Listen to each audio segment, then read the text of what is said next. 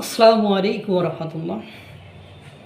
শুরুতেই যদি এই দুর্নীতি অনিয়ম হয়, এরা আবার স্টেজে উঠে বলতেছে আমরা দুর্নীতিমুক্ত বাংলাদেশ গড়ব, আমরা নতুন বাংলাদেশ গড়ব, আমরা অনিয়ম করব না, আমরা বাংলাদেশের ক্ষতি হয় এমন কোনো কর্মকাণ্ড করতে দেব না।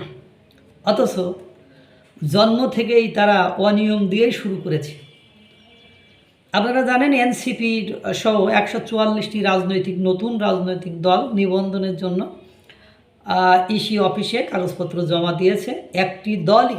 একটি দলও তাদের নিবন্ধনের যে কাগজপত্র বা শর্ত সেটা উতরাতে পারে নাই। অর্থাৎ নিবন্ধনের যে শর্ত সেই শর্ত পেরিয়ে তারা নিবন্ধন পাবে এই যোগ্যতায় একটি দলও অর্জন করতে পারে নাই। কিন্তু ওরা পারুক আর না পারুক, ট্রাকে করে কাগজপত্র নিয়ে যাওয়া 60,000 পৃষ্ঠার এনসিপি রাজনৈতিক দল, মানে ঢাকা বিশ্ববিদ্যালয়ের মানে স্টুডেন্টরা, তারপরে জুলাই গণ অভ্যুত্থানে ফ্যাসিবাদের বিরুদ্ধে লড়াইকা মানে যোদ্ধারা, যারা অন্যায়ের কাছে মাথা নোয়াবার নয় কয়, যারা অন্যায়কে দূরীভূত করবে, যারা দুর্নীতিকে দূরীভূত করবে, যারা অনিয়মকে দূরীভূত করবে, তারা শুরুতে বিসমিল্লাহ গলত, মানে শুরুতেই সমস্যা তাদের। এটা কিভাবে মেনে নেওয়া যায় বলেন? এনসিপি নিবন্ধন আবেদনের সময় যেসব ত্রুটি পেয়েছে নির্বাচন কমিশন, তার মধ্যে সবচেয়ে আশ্চর্যজনক হলো নিবন্ধনের বিষয়ে দলের কার্যনির্বাহী কমিটির সিদ্ধান্তের অনুলিপির শেষ পৃষ্ঠায় স্বাক্ষর নেই। কিছু কিছু উপজেলা বা থানায় প্রয়োজনীয় সংখ্যক ভোটার সদস্য অন্তর্ভুক্ত করা হয়নি।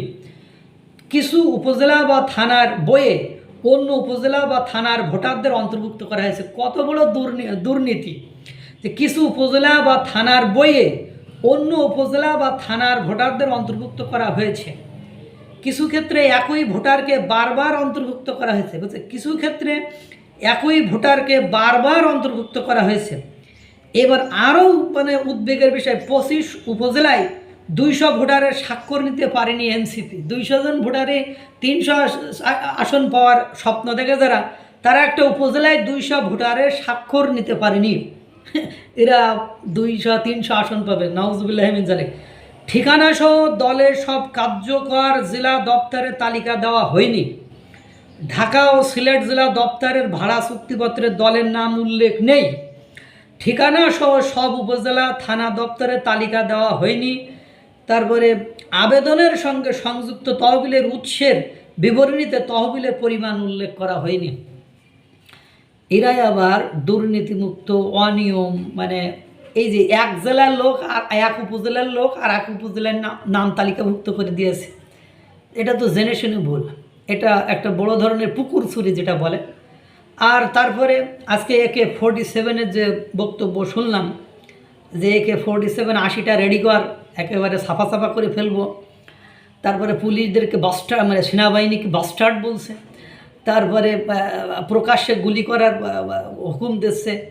এদের যা আলাপ আলোচনা শুনলাম, তাতে করে আমি তো পুরোই হতাশ। এদের কাছ থেকে আজ যা কিছু আশা করা যাক না, কোনো একটা সুন্দর নতুন বাংলাদেশ, স্বাধীন বাংলাদেশ, সার্বভৌমত্বের বাংলাদেশ, আমি তো অন্ততপক্ষে আশা করি না। আপনারা করলে হয়তো বা করতে পারেন। আল্লাহ তাআলা সকলকে ভালো রাখুক, সুস্থ রাখুক। আসসালামু আলাইকুম রহমতুল্লাহ।